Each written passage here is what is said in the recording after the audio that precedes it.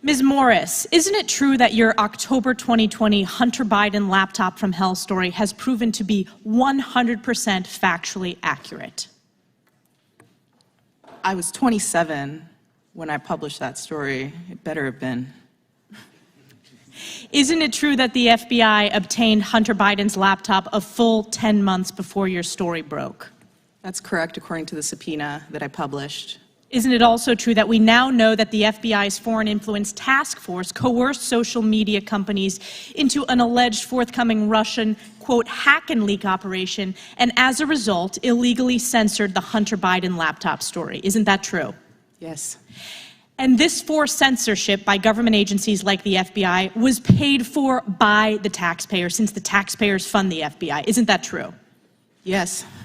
And Hunter Biden's laptop from hell, it has everything. It's a hellhole and cesspool of corruption and criminal conduct. It has hard drugs, prostitution, pornography, money laundering. It has Biden family shell companies, communist Chinese, corrupt foreign government deals for tens of millions of dollars in exchange for access to the Biden family. The Hunter Biden laptop from hell has all of this, correct?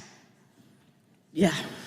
And the American people are smart. They know that this was not a hack and dump. This was illegal government censorship to protect and prop up Joe Biden on the eve of the 2020 election. And according to polling, of people who were now made aware of the Hunter Biden laptop story, 53% would have changed their vote, including 61% of Democrats.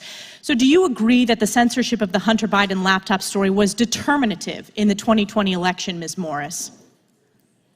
Yeah, there are various polls that say that that there would have been a change in the outcome of the election, and obviously it's immediately relevant to a decision on who to vote for, so obviously.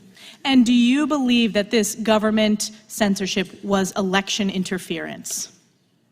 Yes.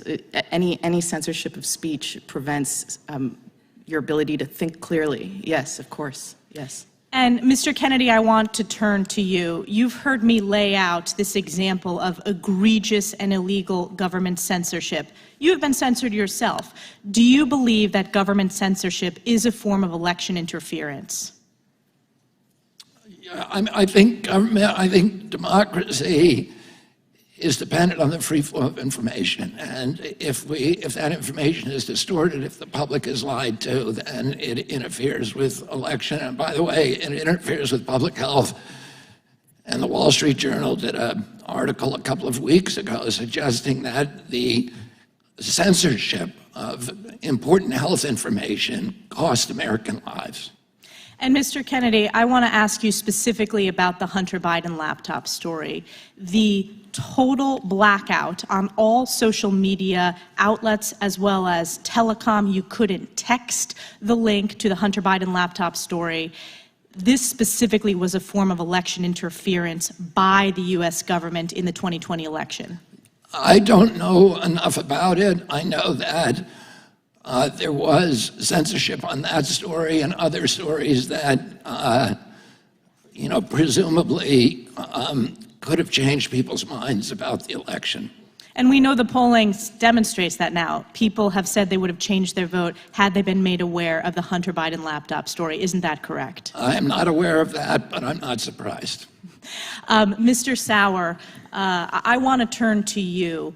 I want your reflection on this form of government censorship, specifically in the 2020 election, as a form of election interference, and what I believe is some of the, most egregious political scandals that, I will live through in my lifetime. Mr. Sauer, what are your reflections?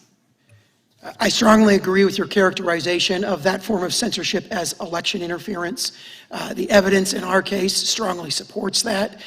It strongly supports, and actually we have judicial findings now, that the suppression of the Hunter Biden laptop story was done at the instigation of federal officials in the FBI at a very high level of that organization. It was an orchestrated campaign of deception that was anticipatory. It was planned in advance, and it was, I think, consummated with the testimony that I hadn't seen before that's been put up today from Ms. Demlow, characterizing how, at the very end, the FBI then clammed up at the last minute after spending months of seeding the record in these endless, ceaseless meetings with social media platforms about there's a hack and dump coming, it's going to involve Hunter Biden. Then when it actually came, they said, well, no comment. Our judge focused on that particular issue as kind of the coup de grace in this form of election interference. Thank you. My time's expired.